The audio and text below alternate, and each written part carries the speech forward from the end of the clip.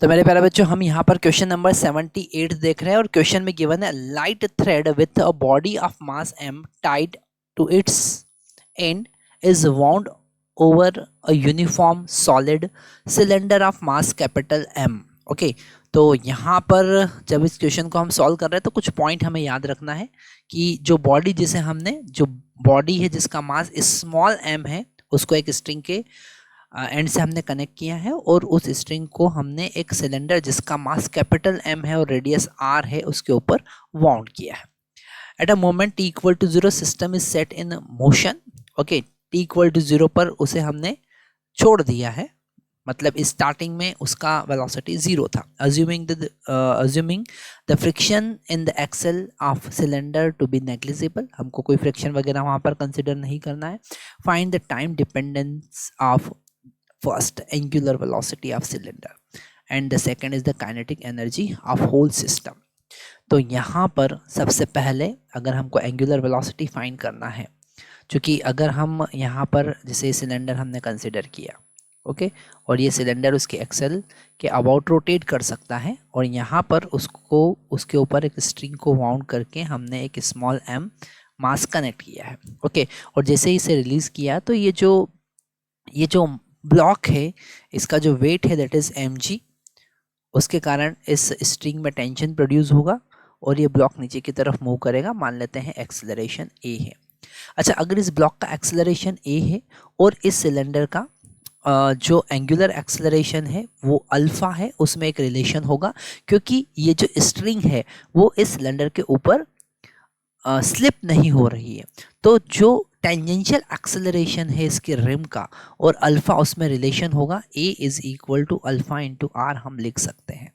Okay, तो ये एक बहुत इंपॉर्टेंट पॉइंट है जो हमको यहाँ पर समझना पड़ेगा। ओके, तो एक इक्वेशन हमको मिला। अगर हम इसका एफवीडी बनाते हैं और इसके लिए इक्वेशन लिखते हैं तो हम लिख सकते हैं mg minus T is equal to ma।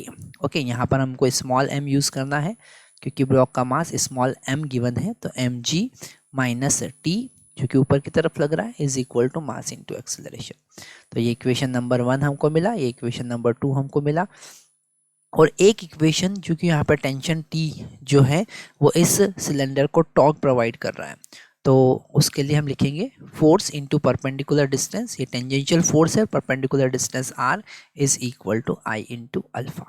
Okay, तो यहाँ पर अगर हम T, ओके, अगर हम T इंटू R और moment of inertia capital M R square by 2 लिखे क्योंकि सॉलिड सिलेंडर है। यहाँ पर गिवन है कि सॉलिड सिलेंडर है और उसका moment of inertia M R square by 2 होता है इंटू अल्फा। ओके, और यहाँ से हम अल्फा कैलकुलेट करेंगे, अल्फा की हेल्प से हम वेलोसिटी कैलकुलेट करेंगे। हमें ये वही फाइंड करना, time dependency of alpha. Okay, अब यहाँ पर अगर हम अल्फ़ा कैलकुलेट करने के लिए हम सबसे पहले एक्सेलरेशन कैलकुलेट करते हैं, तो इसे हम लिख सकते हैं एक आर यहाँ पर कैंसिल हो जाएगा।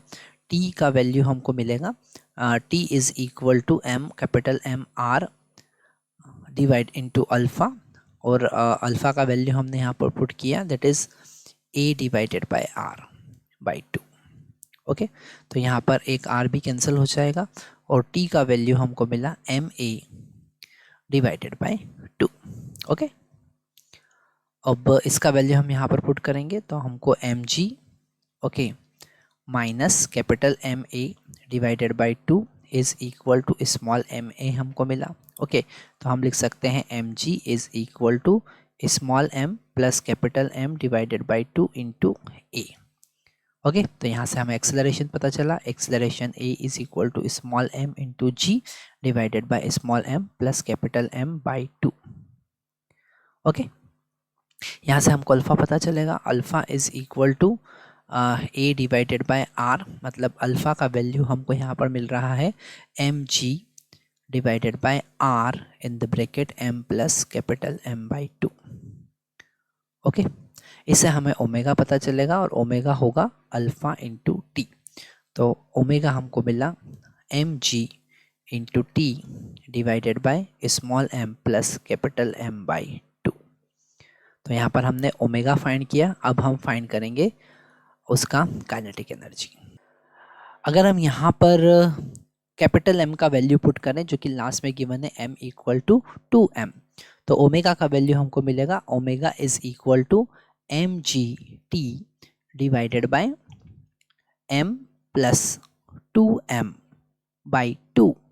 ओके, तो यहाँ पर सारी चीज़ें कैंसिल होगी, ये m भी कैंसिल हो जाएगा और हमको मिलेगा gt बाई 2।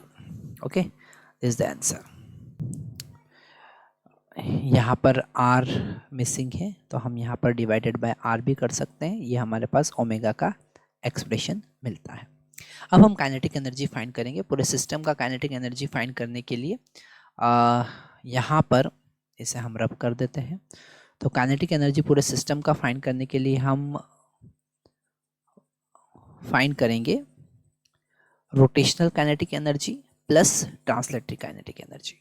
ओके, तो अगर हमें काइनेटिक एनर्जी फाइंड करना है तो सबसे पहले हम इस सिलेंडर का काइनेटिक एनर्जी देखेंगे, that is 1/2 I omega square. Okay, क्योंकि रोटेशनल काइनेटिक एनर्जी का फार्मूला हम यहाँ पर यूज कर रहे हैं, प्लस 1/2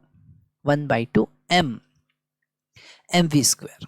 ओके, अच्छा यहाँ पर इस ब्लॉक का जो काइनेटिक एनर्जी, इस ब्लॉक का जो ओमेगा होगा, सॉरी इस सिलेंडर का जो ओमेगा होगा, जिस एंगुलर स्पीड से ये मूव कर रहा है और ब्लॉक जिस वेलोसिटी से नीचे डाउनवर्ड मूव कर रहा है, उसमें भी सेम रिलेशन फॉलो होगा, v is equal to omega into r आप लिख सकते हैं।